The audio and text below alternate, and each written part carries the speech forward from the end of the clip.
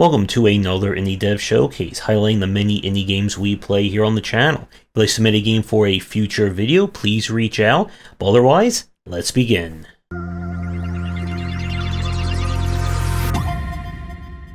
We are starting things off with Sprawl. This is a boomer shooter meets the slow-mo power of fear. It is a cyberpunk future where an AI is in control, and in order to escape a city, we are going to run, gun, and slow-mo our way around a whole lot of fighting.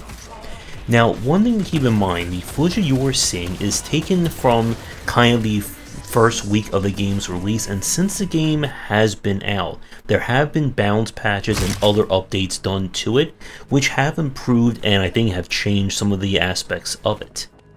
Our main kind of gameplay here is that you'll switch between your different weapons, and you'll also gain the ability to do slow-mo via your adrenaline gauge at the bottom.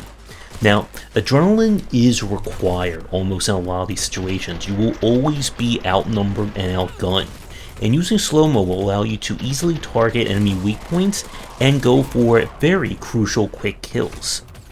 Your different guns each come with different utilities to them, and combat gets ever more evolved and challenging as the game goes on. The main issue that I have with this game is that it felt kind of like in between more of the faster paced run and gun style of a boomer shooter, but with you having to be more careful in terms of how you move and position yourself due to the aggressiveness of the enemies, like in Fear. These enemies are not afraid to gang up on you, and if you don't approach each fight with the right methods and the right ammo to deal with them, it can get very frustrating. And some of the arena encounters I ran into during the early chapters just felt more annoying than they did fair. This is not as clear-cut an example of kind of push-forward combat of, say, a Doom Eternal or Ultra Kill. You'll need to rely on getting those quick kills and be able to execute enemies in order to get your health back. But it did feel like something was lacking in terms of just like the general feel of it. This is one of those games where you have to learn and get into the loop of combat. If you try to approach this like any other shooter, you're going to end up with a lot more frustration to it. And the people who have played and gotten into this one have really enjoyed it.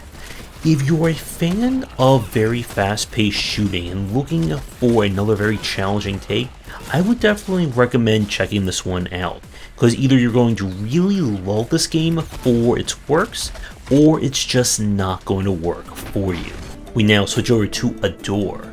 This is an action RPG monster collector. When the god of creatures has gone missing and an evil curse threatens to corrupt all the creatures of the world, it is up to us to rally what creatures we can find and fight back against evil one area at a time.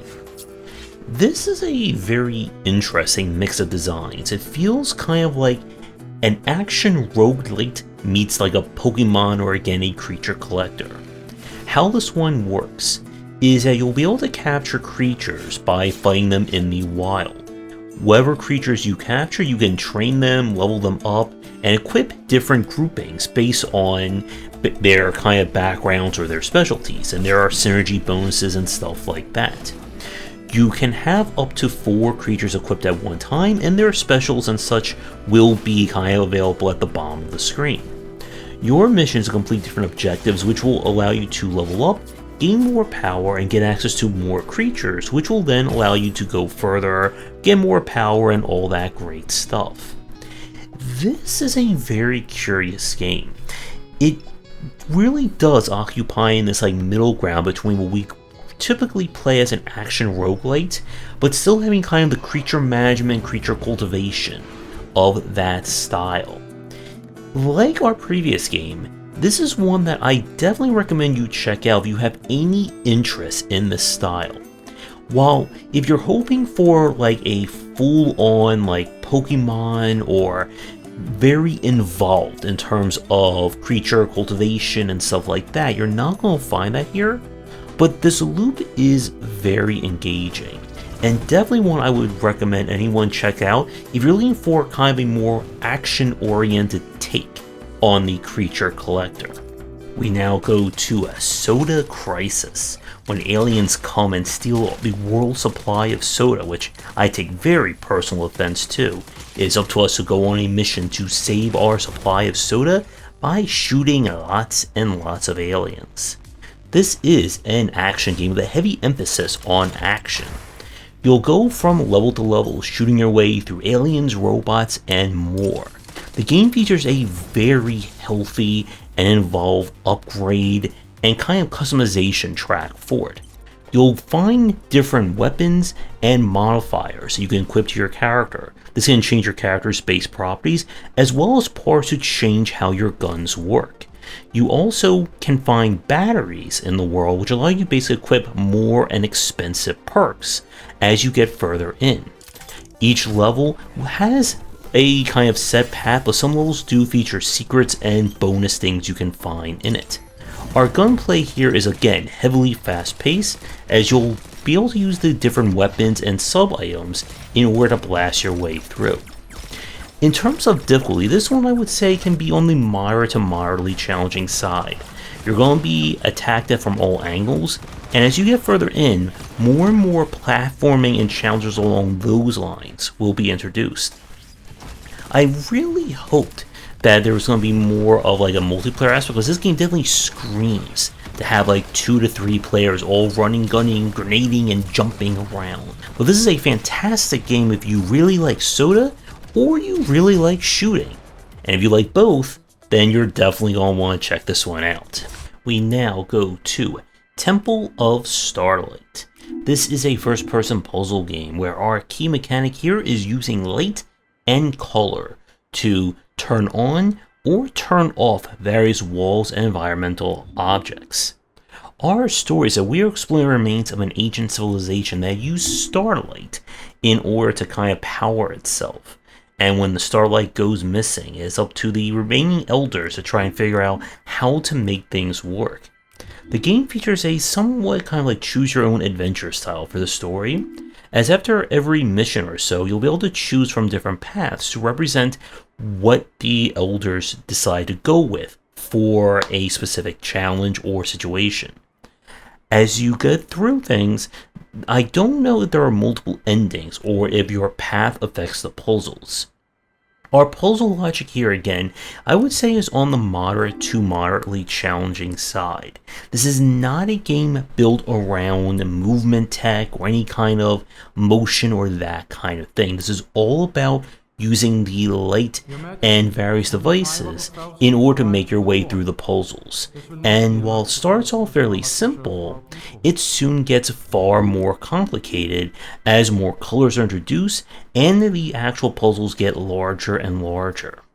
If you're not a puzzle fan, then this game is not going to do anything for you one way or another. But if you do enjoy a challenging puzzle game, I definitely recommend you check this one out. We now go to a game where your puzzle logic is a little bit more destructive compared to our last one with Abriss. Your mission is to destroy what appears to be the remnants of society and buildings on a defunct planet using any and every which destructive means that you can come up with. This is a physics-style puzzle game. You'll be given a collection of parts that you can set up in order to perform as much destruction as you can. Your job is to destroy a certain percentage of the buildings in each level, or try and go for 100%.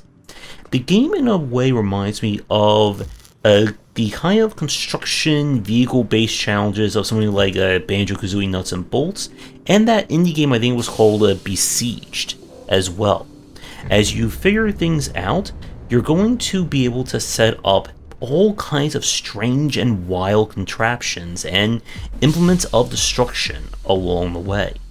This is one of those games that it starts out fairly simple, but it certainly will get more and more advanced. Once they start introducing the idea of rotation and flinging stuff all over the place, that was kind of where my brain started to overheat on this one. This is by no means a simple puzzle game, and it definitely lends itself towards someone who likes that kind of create a solution style of puzzle design. So Like our previous games, this is one that if this sounds at all intriguing for you, then definitely recommend you check this one out. But if you're looking for a little bit more simplicity with your mindless destruction, then this one may be a little too advanced in that regard. For the last game of our showcase this week, this is Black Skylands. This one has been or was in early access for quite a long time and saw numerous changes to its story and general progression. The game was finally released as of 2023. It takes place in kind of a cloud punk, sky punk, some kind of punk in the air setting, where you play as Ava, a woman who is trying to keep her settlement alive while dealing with the threats from bandits, as well as strange demonic creatures that could very well have been released by a close and precious family member. But in order to solve these mysteries, we must go out, fly, grapple, and shoot our way from island to island. Our gameplay here kind of plays like an open world, or I guess open sky style of action adventure. You'll explore the sky looking for resources that you'll be able to collect and upgrade your settlement, which will unlock more weapons and more functionality. But you also need to try and take back the various island settlements or other ones from the bandit leaders. And your gear will of course be your main determining factor in terms of how far or how high you can punch up. Every weapon can be modified using various parts or weapon mods that will change the attributes and properties of the weapon in some way, and you'll get access to more of them by clearing and rescuing more of the island chains.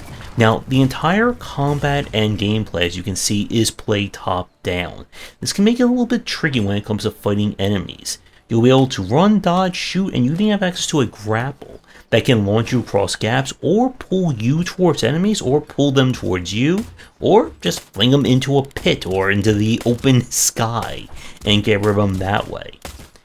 Thanks for watching, and a special thank you to our Patreon supporters. If you enjoyed the video, do the YouTubing stuff, be sure to visit our Discord and Patreon, and you're interested in more in my thoughts on design, check out my game design books. Over again, clearing island by island. The use of your airship for combat, transport, and exploration does give this game an interesting touch. And this is one of those titles that definitely feels like it's greater than the sum of its parts. If it works for you, you'll find a game with lots of hours of flying, exploring, and shooting your way around. If the opening doesn't convince you to keep playing, there's not much else that goes with it, but definitely a very interesting game that made through its entire early access, and one that's certainly worth checking out for any fans of fighting or flying around. So with that, we're going to wrap up this week's showcase. You'll find links to all the games down below. Let me know what you think about them in the comments. If you'd like me to play your game for a future stream and showcase, please reach out. With that said, everyone, have a great rest of your night, and see you all in the next video. Thanks for watching, and a special thank you to our Patreon supporters. If you enjoyed the video, do the YouTubing stuff, be sure to visit our Discord and Patreon, and you're interested in more in my thoughts on design, check out my game design books.